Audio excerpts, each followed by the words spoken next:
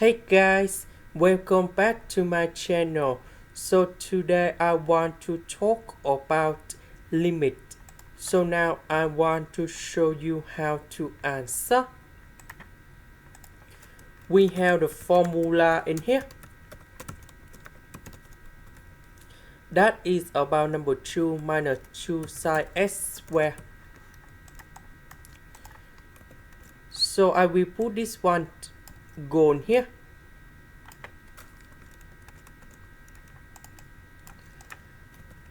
So 1 minus 1, they cancel. Negative and negative, we have positive.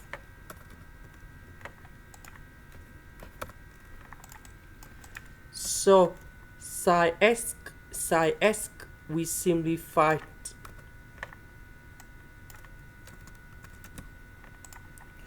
So about s, we can put like this.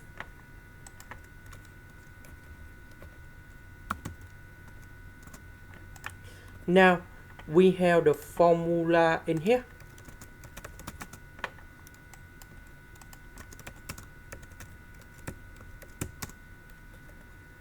So capital 8 in here, that is about number 1. When s approaches to number 0, this one equals to number 1. That means this one equals to number 1.